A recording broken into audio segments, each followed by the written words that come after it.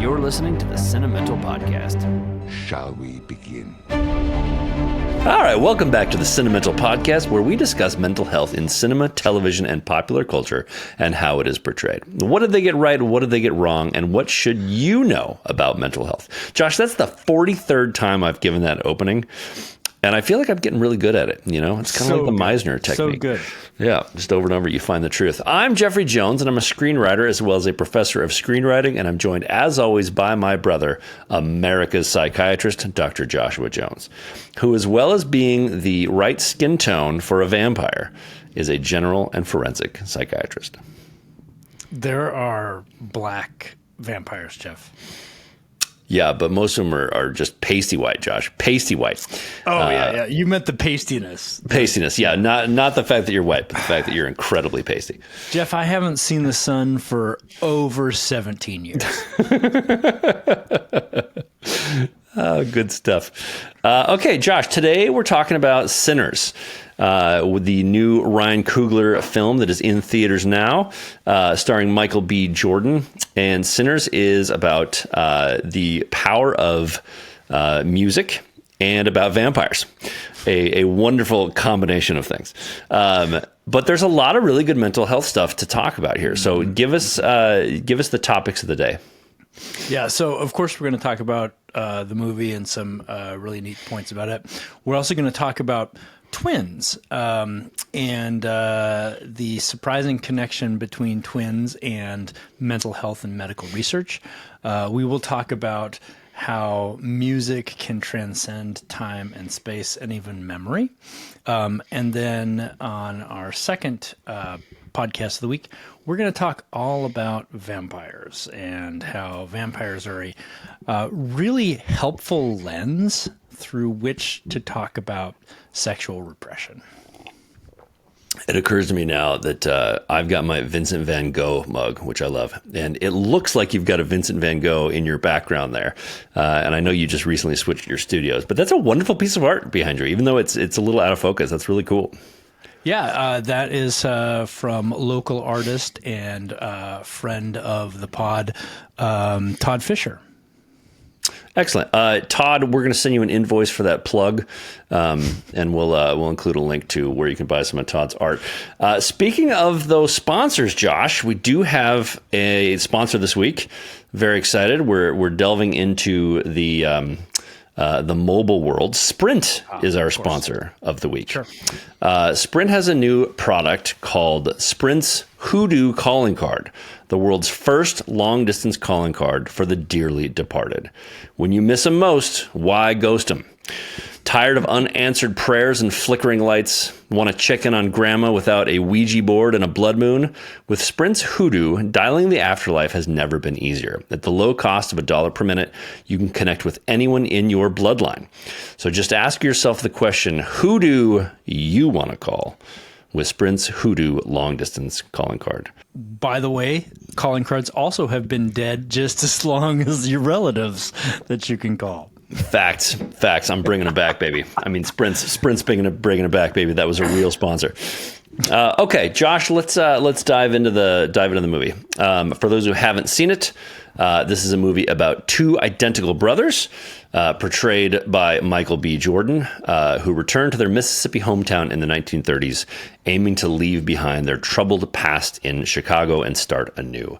The twins open a juke joint, a venue for blues, music, and dancing, hoping to create a communal space and revive their family's legacy.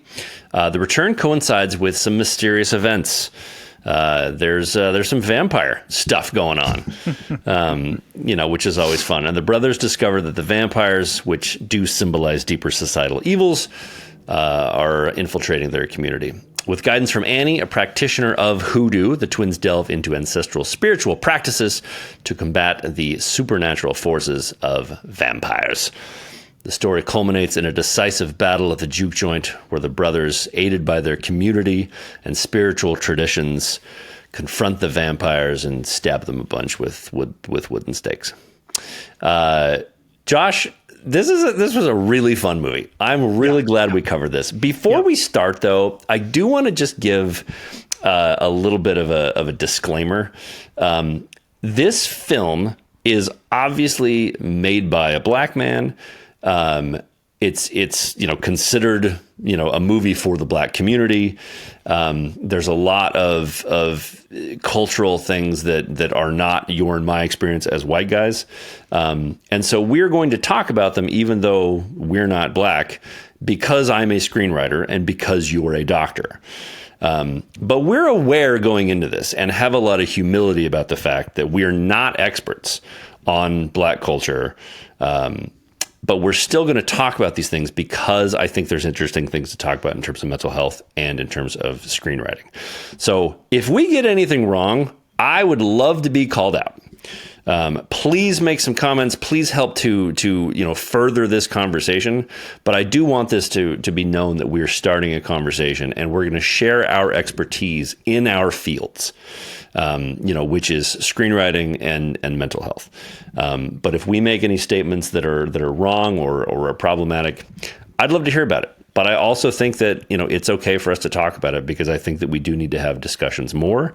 We just also need to have more humility in them. So that's my disclaimer. And obviously make fun of us for it. Oh, 100%. Obviously. Please. Yeah. Please make fun of us for it.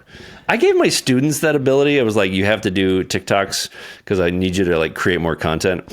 And what you should do is just get out of class and roast me. Not a single one of them did it. And I was like, you're all getting B's. Well, before this was a wonderful movie. I had the exceptional experience of seeing it with a friend of mine who knew absolutely nothing about the film going into it.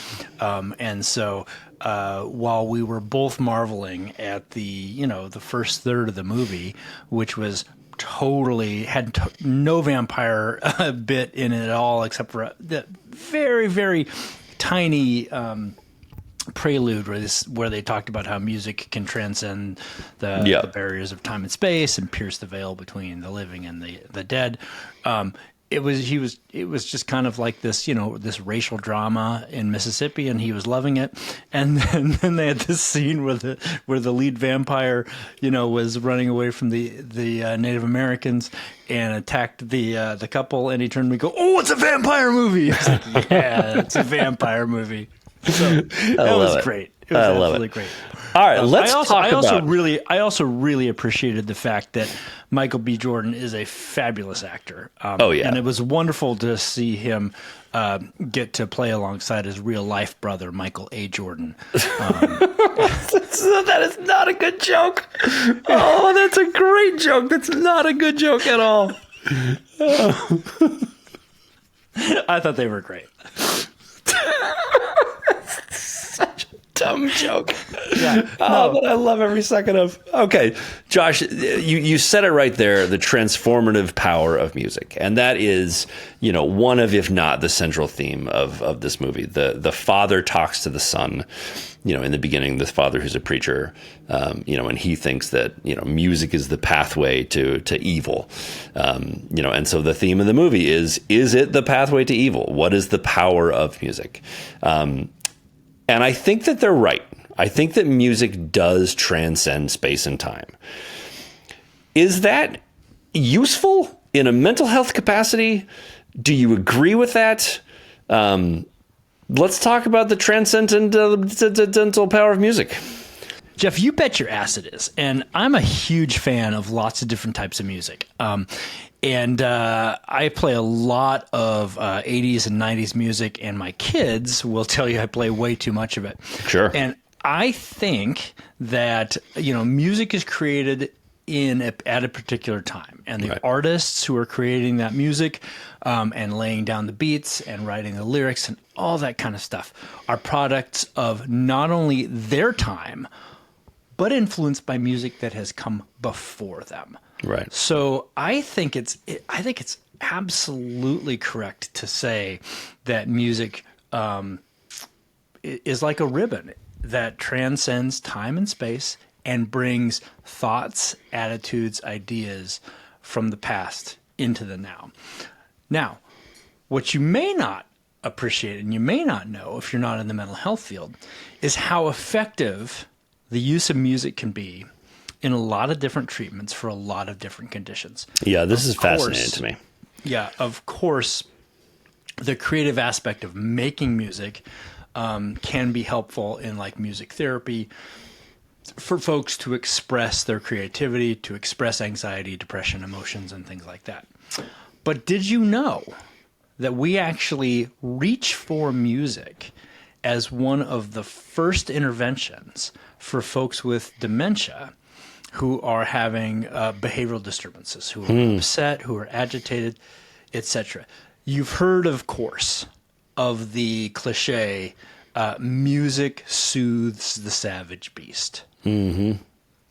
And we find that it absolutely has a calming effect, especially for people in dementia who, interestingly enough, have kind of lost the ability to understand where they are in space and time. And so this helps root them in where they are in space and time. If not root them in where they are in space and time, help calm the anxieties Right. About not knowing. So music is a useful mental health tool. Absolutely. That's amazing. That's amazing. And obviously, 100%. we can talk about how just music can like affect our mood and, put us in a better place. But it's also really interesting that it's like, no, it's actually, a tool just as much as a drug or a cast. It is a tool in mental health. That's really, really cool to me. In fact, we reach for it first before medications in folks with behavioral disturbances from dementia. Interesting. Is there any other, except for, are there any others besides dementia? Like schizophrenia, anything like that? Not as specific as that. You certainly will use music as an adjunct to mindfulness or to relaxation and things like that, but not as I think not as specific. At least I don't use it as specifically in other conditions as dementia. Now, other practitioners might be remiss, and if I've missed anything, hey, shoot us a comment. Love to hear how you use it. Okay, so yeah, the scene that's kind of the conceit of the film is when the cousin starts to play music, and we see the transcending of space and time, where we see musicians from the future playing, musicians from the past are playing, and that's sort of the theme, one of the themes of the movie. And what I thought was really interesting about that was it is that visual representation of what you were talking about, where music is influenced and will influence future generations and past generations. And it was the best visual representation of that I have ever seen. And I thought that was a magnificent piece of filmmaking. And he's right. I think that, the 80s and 90s music that you love is influenced all the way back to Beethoven. And probably before that, to the time when humans were first banging rocks together. There is this. You cannot escape the cultural relevance of music. You can play the intro to Seven Nation Army with just rocks. Yeah. One of my best friends is named Dean, and we listen to a lot of 90s music when we go surfing, and that song will come on and we'll go Dean, Dean, Dean, Dean, Dean, Dean, Dean. And he loves it every time. Dean, if you're out there, let us know in the comments if that's true or not. Woo! Yeah. Any thoughts on that scene, Josh? I think that to me was the movie. I mean, that was you could take that scene out and just show me that scene, and I think I would get what I'm supposed to get. That scene blew me away, to be honest. And even at the end of that scene, you've got the barn that has burned down around the dancers, and the vampires looking in. And I actually thought of a song by the Bloodhound Gang. We don't need no the fire. Roof is on fire. Yeah, let the motherfucker burn. We don't need no water. Yeah, yeah, that's right. That's great. We don't need no water. Let the motherfucker burn. Yeah, yeah, and that was a great song. This also really touched me when it comes to the musical element of the movie. And this is one of those times where it was like, I finally sort of got it that something wasn't for me. And it was the scene where Delroy Lindo is driving in the car and they drive past the ditch diggers. And he laments that he could have been one of them. He knew a lot of those guys, some friends of his had died, and he gets incredibly sad about it. And then he turns to music to try and make himself feel better. He immediately turns to blues in the car, to try and make himself feel good and kind of clap through it. And I was like, oh, blues is rooted in so much pain, and it's not mine as a white guy. And so it really was one of those moments where I was like, we do have to be careful with what we consume and what we appropriate, because we're not giving enough credit to where credit is due. And blues is not mine. It's not for me. It's not for white people. We should listen to it and we should understand where it comes from. But that's sort of where it begins and ends for, the experience of white people in blues. Like, it is rooted in so much pain, that, and you see it. And this is another thing where Coogler just knocks it out of the park. He directed that to perfection, and Delroy Lindo acted it to perfection, of seeing the effect of blues music on this, man who had experienced a lot of trauma. Yeah. Yeah, I agree with you. It's not for us, but you are also correct that we need to consume it. We need to listen to it with a humility that allows us to connect with others' pain, not understand it, because we can't ever truly understand it, but to be empathetic towards it, and to want to have more of a connection and understanding. Okay, Josh, let's talk twins. We're going to come back. I think we're going to talk a little bit about music and the movie, but I thought that the use of twins was really interesting. I don't know that you needed twins in this movie, but it was fascinating. And I know you've got a lot to say about twins. In terms of the movie, apparently Michael B. Jordan hung out with twins to research this film, because he wanted to know like how they differed, how they acted around each other, so that he could do his best with both roles. He did such a good job. I forgot multiple times that it was the same actor. Yeah. There were such small differences between the two that were so purposeful. If he doesn't get nominated for this, I will actually be kind of surprised, because this movie is having such a moment, but he did such an incredible job playing twins. Talk to me about some of the mental health, stuff surrounding twins, because I think twins are fascinating. Twins are fascinating, and I'm not a twin myself, although oftentimes people will confuse you and I for twins. So being raised simultaneously with another person is a different experience than most humans have.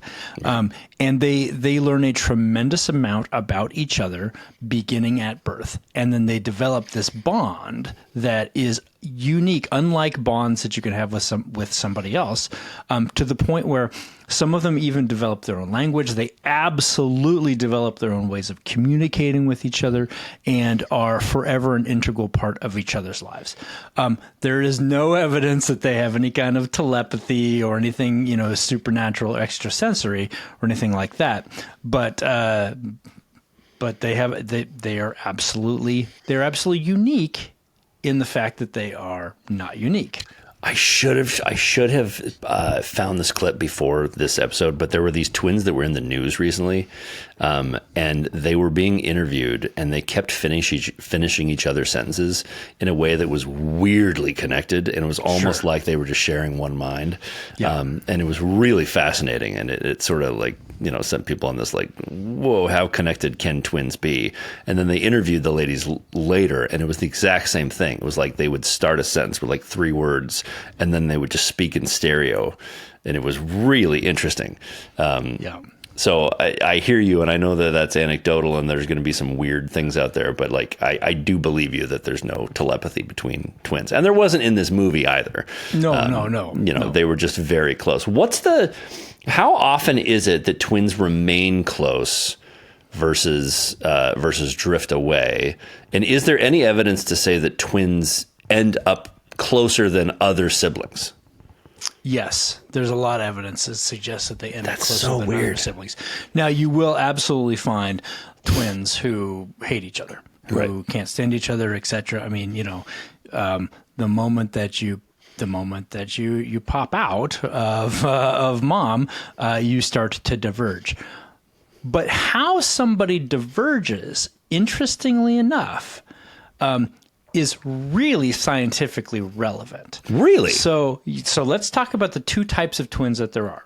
Okay. There are identical twins, which are, we call those monozygotic twins, and they came from the same egg, one egg fertilized by one sperm that then split very early in the development. So Okay. they have the same sets of genes. Then you've got fraternal twins or non-identical twins who were two different eggs. So dizygotic is what we call it scientifically. Two different eggs that got fertilized by two different sperm, but just happened to be at the same time in the same uterus. Interesting. They are no more genetically related than you and I are as brothers. How often does that happen? How often does that happen? In terms of like twindom, is it like 20% of twins are that way, 10% of twins? Fraternal twins are more common than identical twins. Really? Correct. Yeah. Quite a bit more actually.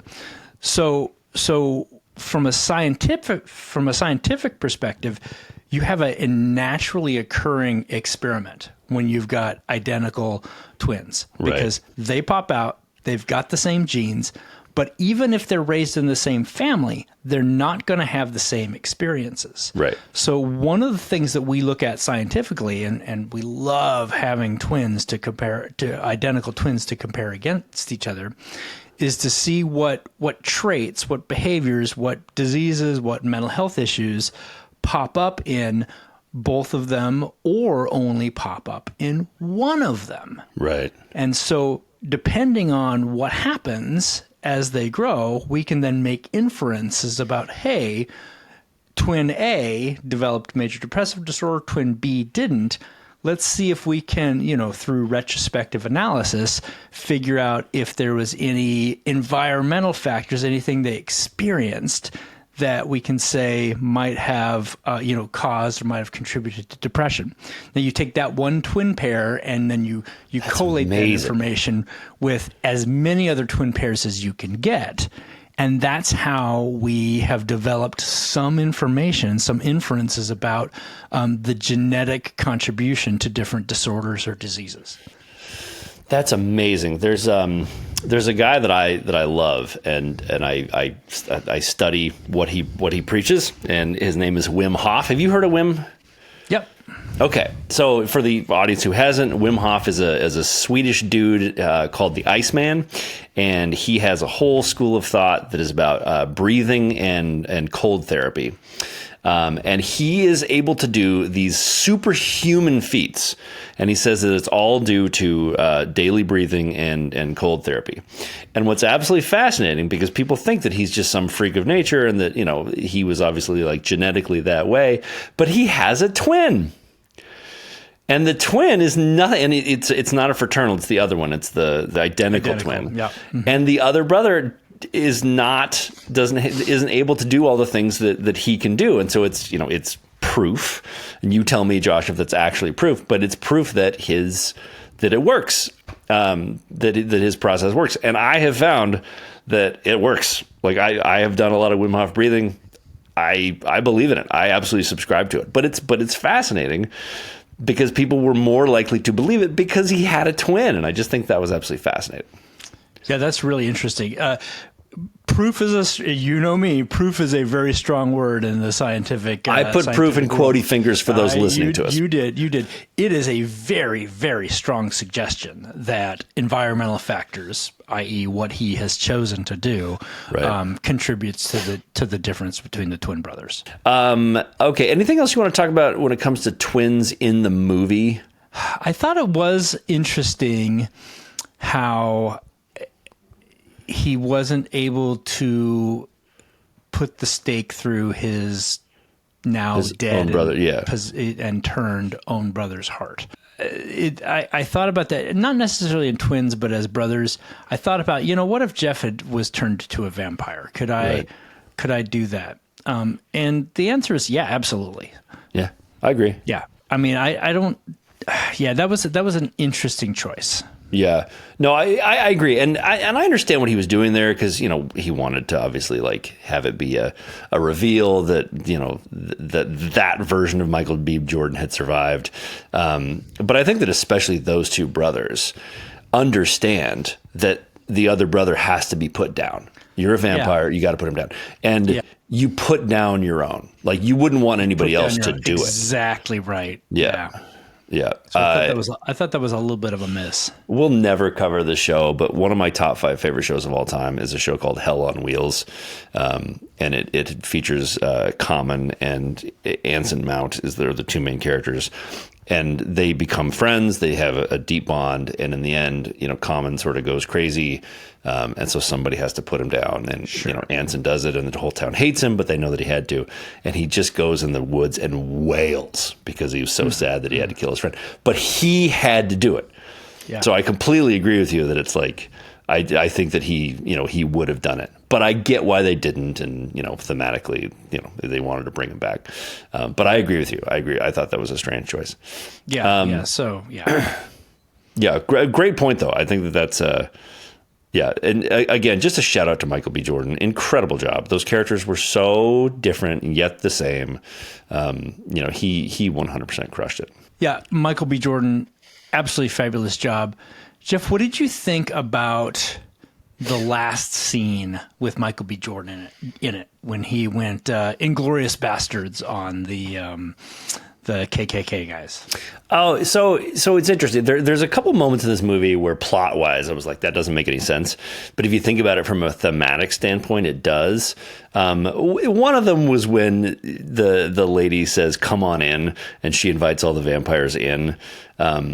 I didn't like that moment. There was like 6 people and 100 vampires. The 100 vampires would have eaten them within 30 seconds.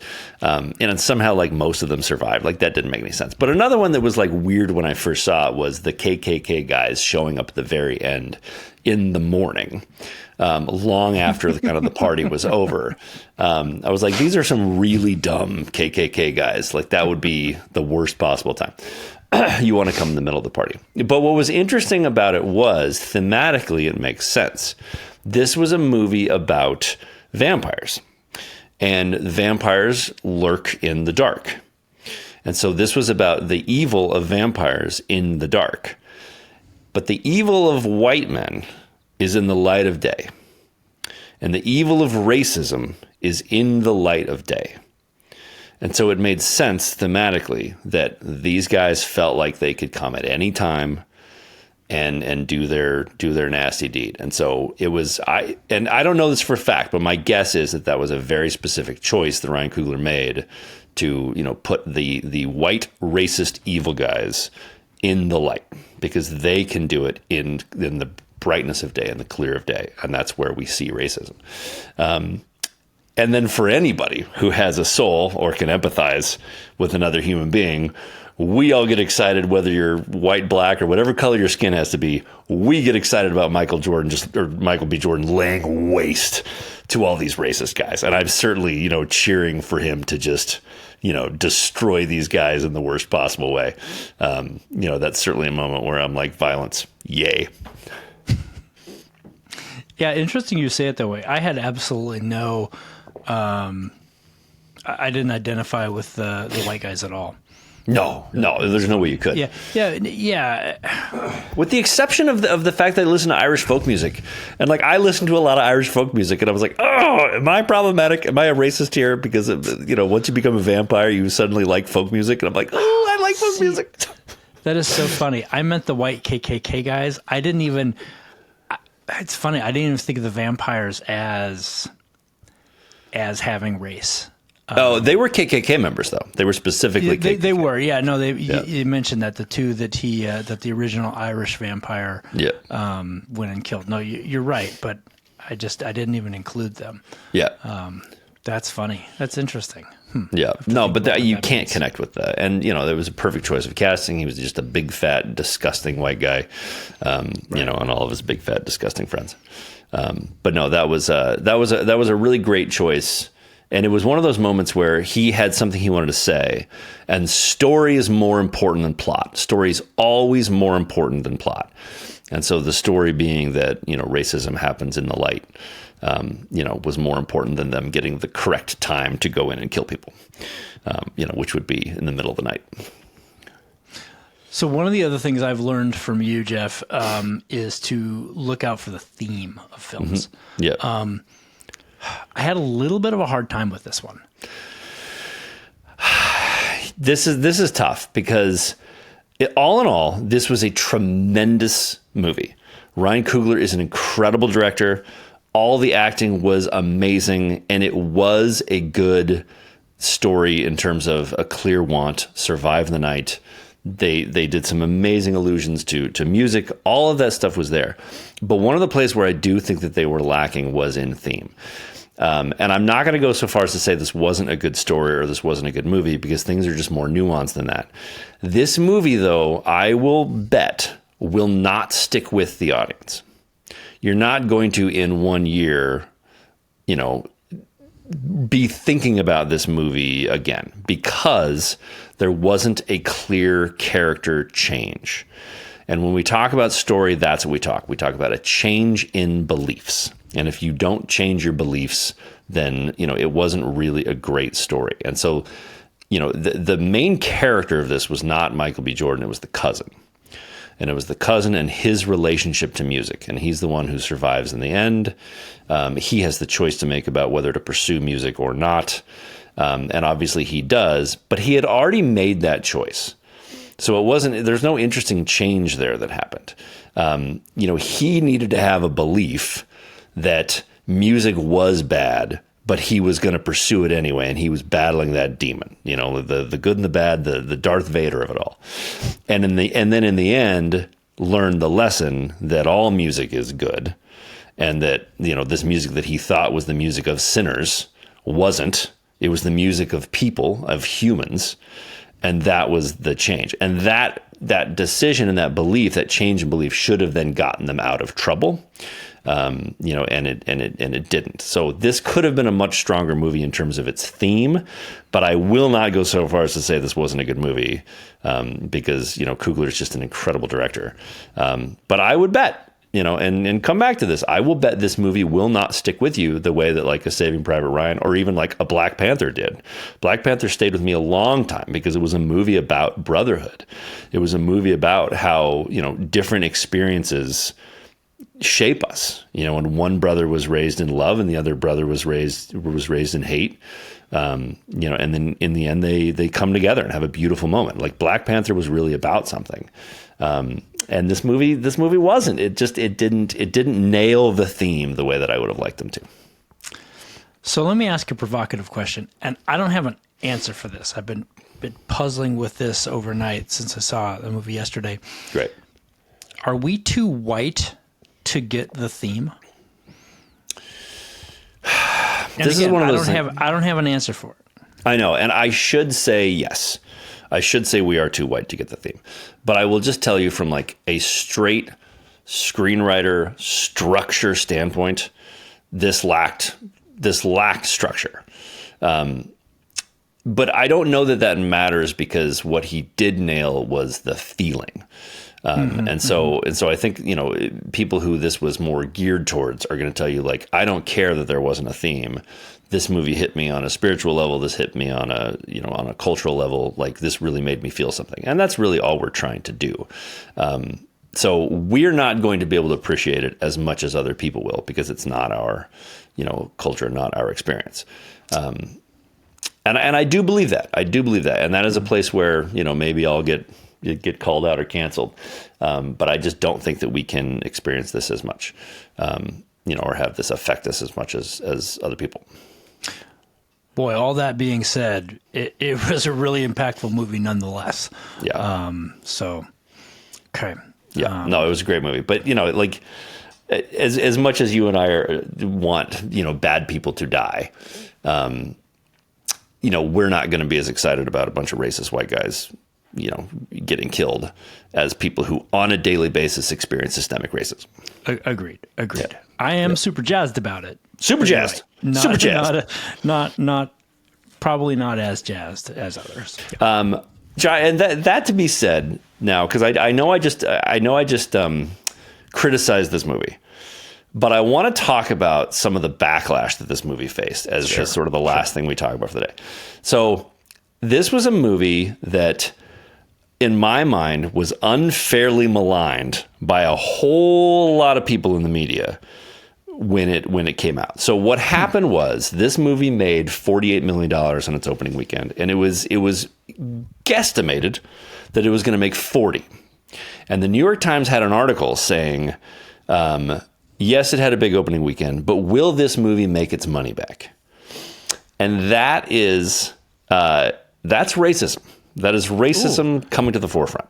Oh, tell me more. How so? So I'm going to give you a parallel here. So Oppenheimer was a very successful movie, just like Sinners is going to be. Sinners is going to make its money back. Oppenheimer was a very successful movie, and it outpaced what they thought it was going to make in the opening weekend. Okay. And so, and there weren't these articles about whether Oppenheimer was going to make its money back. So you had two things that were true.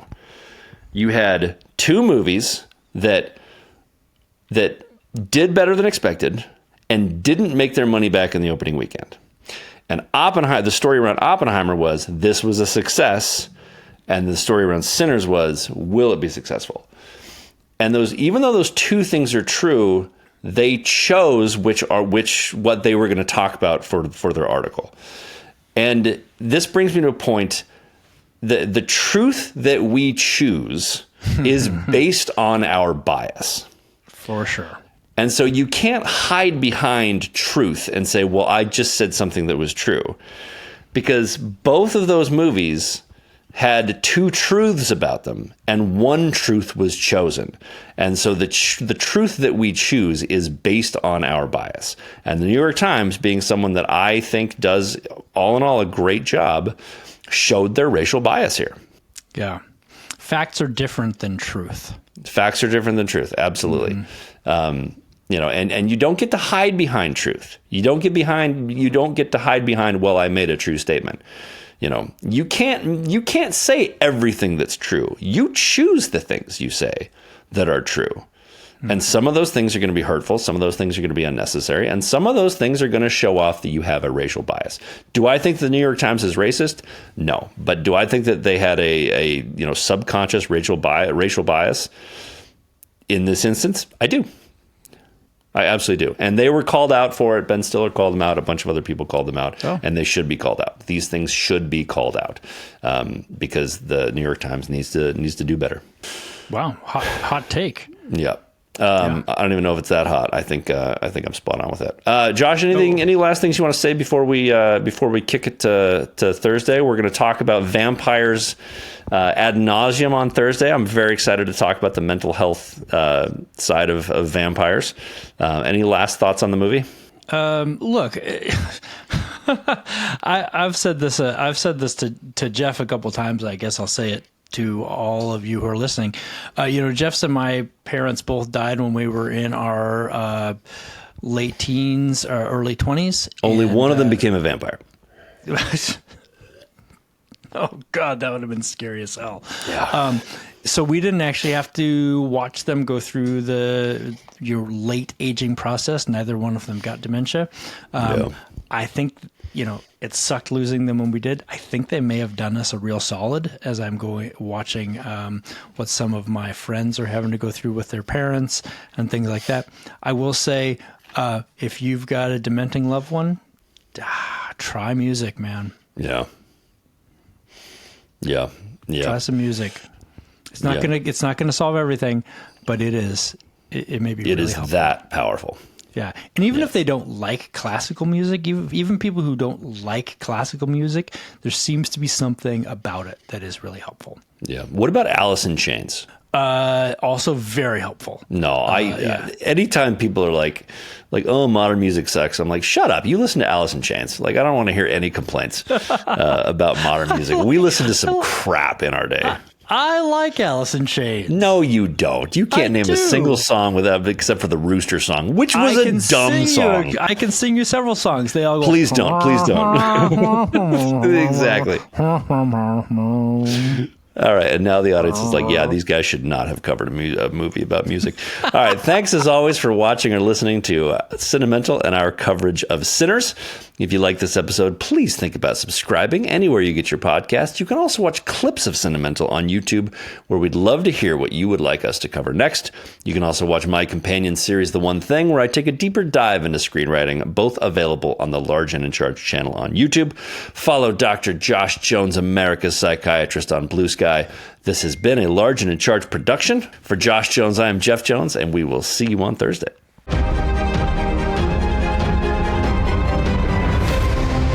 I want you to hit me as hard as you can.